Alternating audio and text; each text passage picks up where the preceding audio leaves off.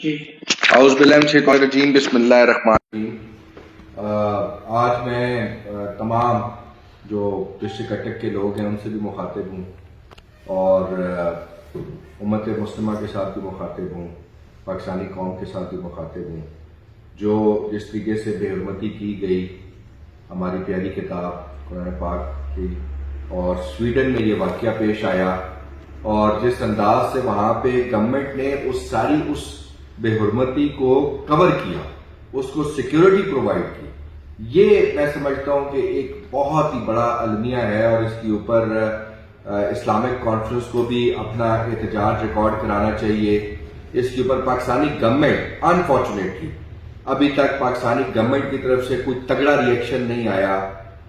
میں آپ لوگوں کو یاد کروانا چاہتا ہوں کہ جب ہماری حکومت ہوتی تھی اور خدا نہ خواستہ کبھی ایسا کوئی ایک عمل ہوتا تھا تو اس کے اوپر سب سے پہلے ہمارے پرائم منسٹر ریئیکٹ کرتے تھے، پھر ہمارا فارن آفس ریئیکٹ کرتا تھا، پھر ہماری اس ملک کی ایمبیسی اس کے اوپر ریئیکشن دیتی تھی۔ خاموش ہے سب، اتنا بڑا واقعہ ہو گیا، ایک سٹیٹ کی سیکیورٹی میں ان کے حصار میں اتنا بڑا واقعہ ہو گیا اور اس کے اوپر کوئی ایکشن نہیں لیا گیا۔ میں سمجھتا ہوں یہ بہت بڑا ایک المیہ ہے، اور جس طرح عمران خان صاحب ہمیشہ کہتے ہیں کہ جب ہمارے نبی پاک صلی اللہ علیہ وسلم کی حرمت کی بات آتی ہے، جب ہماری کتاب کی حرمت کی بات آتی ہے تو ہم مسلمان بڑے سینسیٹیو ہیں اس کے حوالے سے، ہم بڑے ایموشنل ہیں۔ پھر یہ کہتے ہیں کہ مسلمان فنڈامنٹلسٹ ہے، تو مسلمان کیوں فنڈامنٹلسٹ نہ ہو؟ جب آپ ہمارے عقیدے کو، جب آپ ہمارے ایمان کو، جب آپ ہماری سوچ کو، جب آپ ہمارے نظریے کو چیلنج کریں گے تو ہم سب فنڈامنٹلسٹ ہیں اس حوالے سے۔ لہذا میں اپنا بھرپور احتجاج ریکارڈ کرواتا ہوں اس حوالے سے،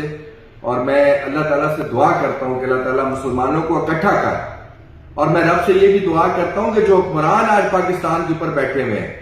ان میں بھی اتنی غیرت پیدا کر، ان میں بھی اتنی ایمان کی غیرت پیدا کر، ایمان کی طاقت پیدا کر کہ وہ لوگ اس کے اوپر بھرپور طریقے سے اپنا ریئیکشن دے سکیں۔ اللہ تعالیٰ آپ سب کا حامی و ناصر ہو، اللہ تعالیٰ اس ملک کو اور اس مذہب کو سدا پائندہ بات رکھے۔ بہت شکریہ۔